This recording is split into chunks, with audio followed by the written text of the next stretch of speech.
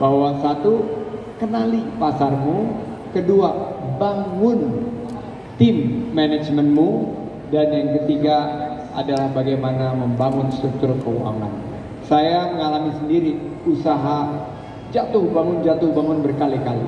Saya melihat bahwa ternyata kesamaan, tadi kita melihat persamaan antara Asep dengan Gufron menghadapi tantangan dari keluarga sendiri yang tidak terlalu mendukung.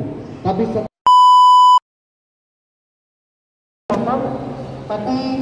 ibu saya tuh pengennya saya tuh kerja di orang, terus gajinya tetap. Oke, sekarang mimpinya apa untuk Jalak Kotek? Saya ingin punya cabang, Mbak. Cabang? Cabang. Mau buka cabang di mana nih? Pengennya saya tersebar di Majalengka Momong, nanti expand ke luar kota. Weh, mungkin yang ada di sini, ini kita dukung Kang Asep yang naik motor jauh-jauh dari Majalengka itu lumayan jauh tuh. Saya sampai yang di habis ini saya beli tolak angin, Pak. Beli antangin? Tolak angin. Beli tolak angin. Mendingan beli antangin. Oh gitu? Kenapa, Pak? Karena saya punya antangin. Boleh. Tapi nggak apa-apa, terserah antangin. Yang penting sekarang Asep sudah menjadi pengusaha, sudah masuk apresiasi kreasi Indonesia, sudah bisa satu panggung sama Pak Gufron dari Haus. Sekarang saya ingin ngajak Kang Asep dan Kang Gufron selfie ke belakang untuk menunjukkan ke orang-orang yang sempat meragukan kemampuan Kang Asep bahwa sekarang Asep ini, kalau kita angkat Asep sebagai ikon inspiratif Aki Cirebon. Setuju Pak? Oke, kita selfie.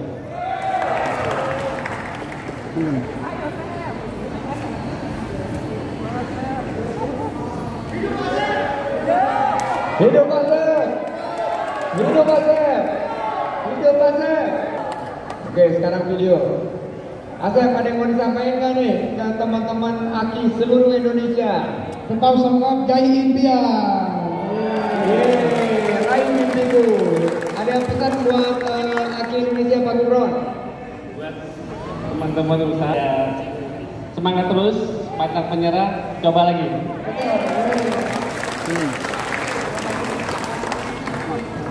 Jalak Kotek Asep. Dari Haus. Ya, terima kasih. Waalaikumsalam.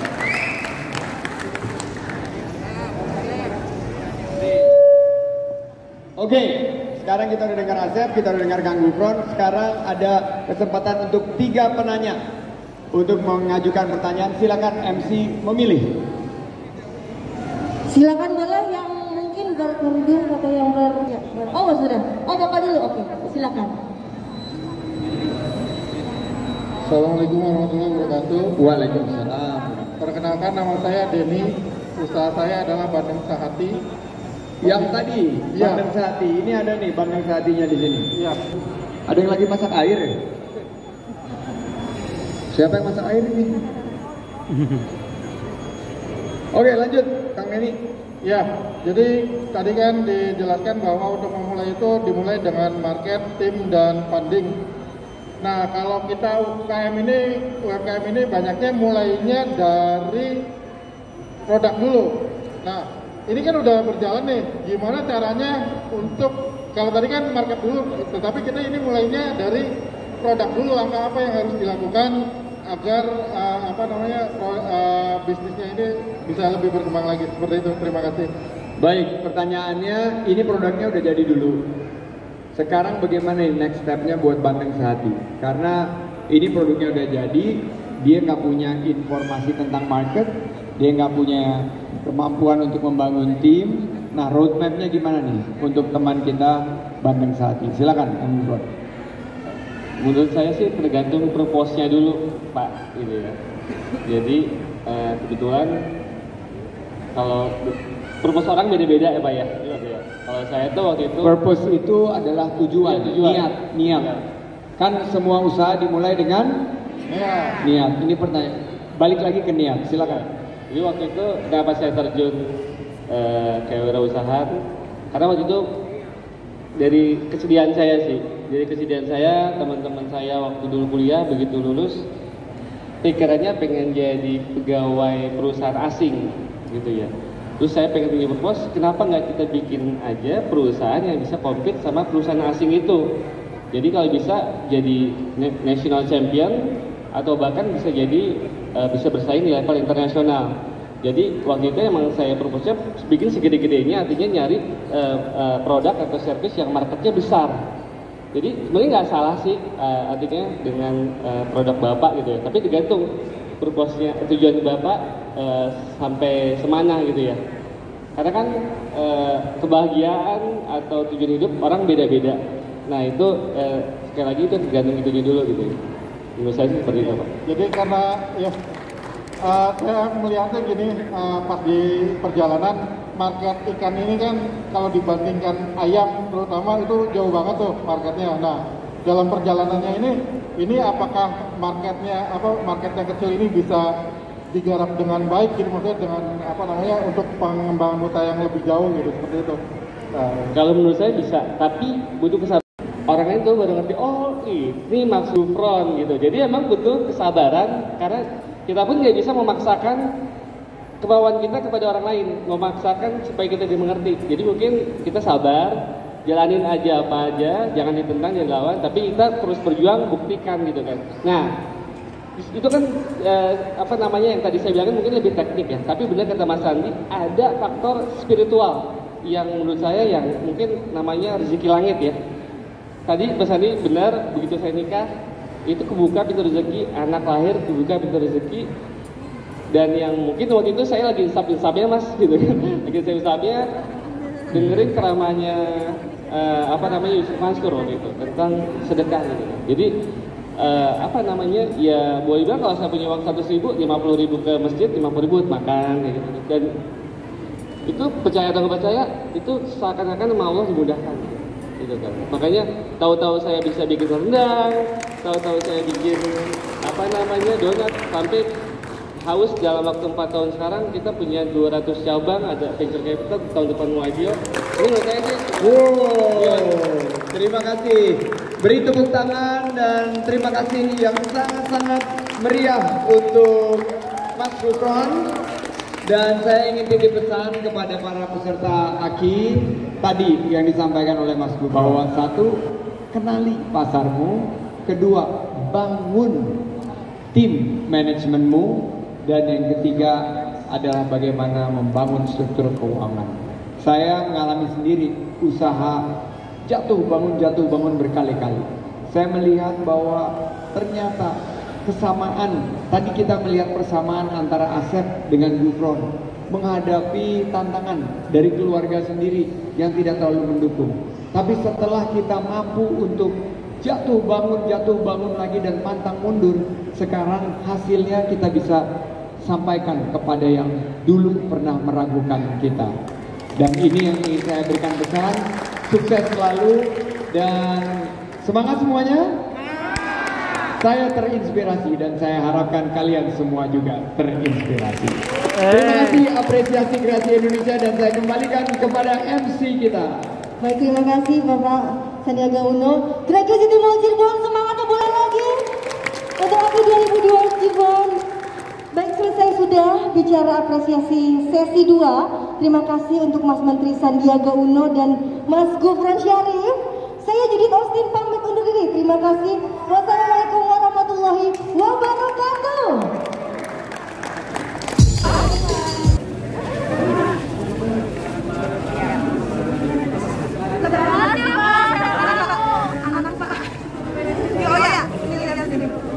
Kita melihat luar biasa antusiasme dari para pelaku ekonomi kreatif mengikuti jejak Batik Tusmi, mengikuti jejak Haus untuk meningkatkan usaha mereka. Dan tadi 3 hal yang kita bisa petik, bahwa kenali pasar kita. Pasar Indonesia ini sangat besar, sangat luas, sangat besar. Oleh karena itu kita harus mampu untuk menganalisa. Yang kedua adalah bangun tim manajemen kita yang solid. Yang ketiga adalah siapkan keuangan dari usaha kita. Dan berangkat dari 3 poin yang tadi kita petik dari Desi, kita juga melihat sosok inspirasi seorang Asep, rajanya Jalakota.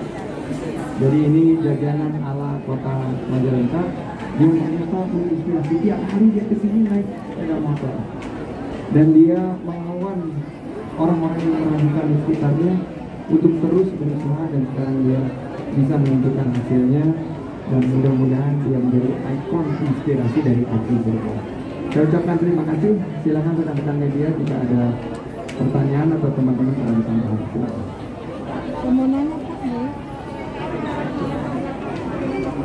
Saya melihat ini variatif ya. Di Cirebon kemarin kita ada di Majalengka, kemarin ada di Tasik.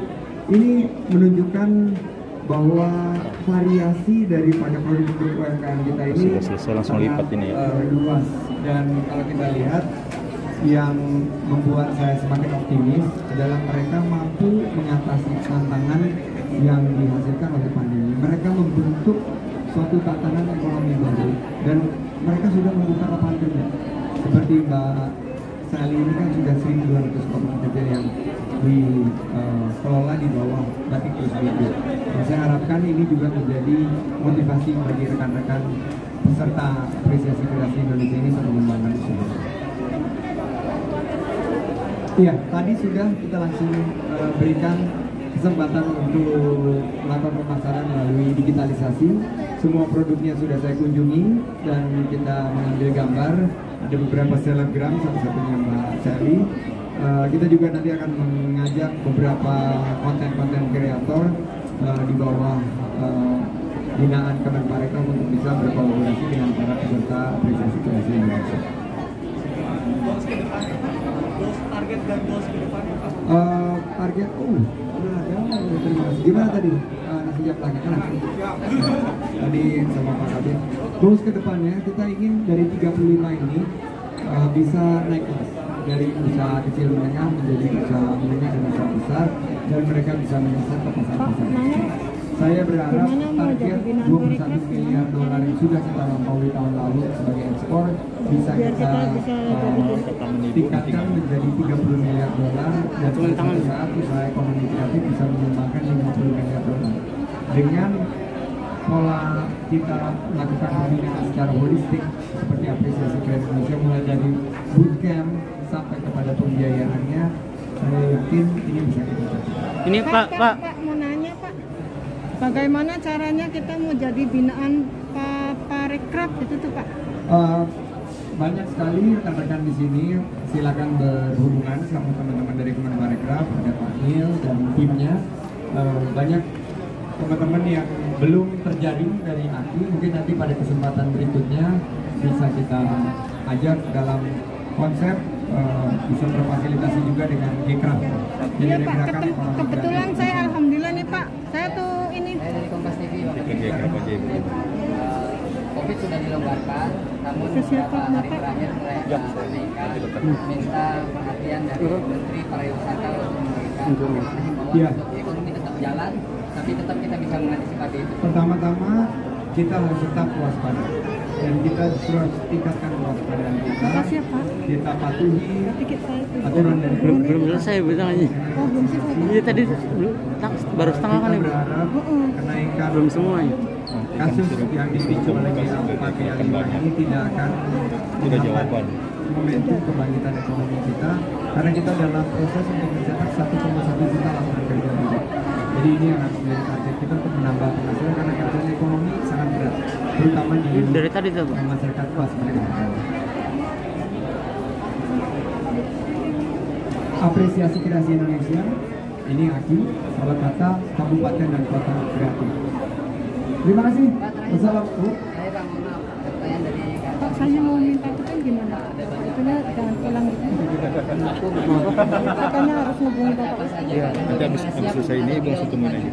Bagi saya sekarang pertanyaannya bukan siap atau tidak siap, tapi yang harus kita adalah ekonomi yang menjadi isu utama itu harus kita berikan untuk masyarakat. Jadi kita harus konsentrasi.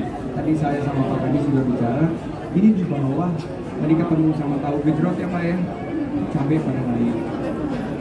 Terus ketemu sama pengusaha tadi, resep minyak goreng meningkat. Oleh karena itu, isu mengenai ekonomi harus kita selesaikan. Itu menjadi fokus kita. Dan bagi nanti calon pemimpin ke depan, ini harus dilihat bagaimana bisa mengatasi permasalahan yang dihadapi oleh masyarakat. Tapi Bapak bisa fokus di ekonomi itu tadi Pak, bila nanti jadi capres. Bagi saya sekarang tugas saya di kementerian. Kita bicara nanti kontestasi demokrasi pada kesempatan yang telah ditentukan. Tapi sekarang fokus kita adalah mengatasi permasalahan ekonomi yang dihadapi. Terima kasih. Assalamualaikum warahmatullahi wabarakatuh.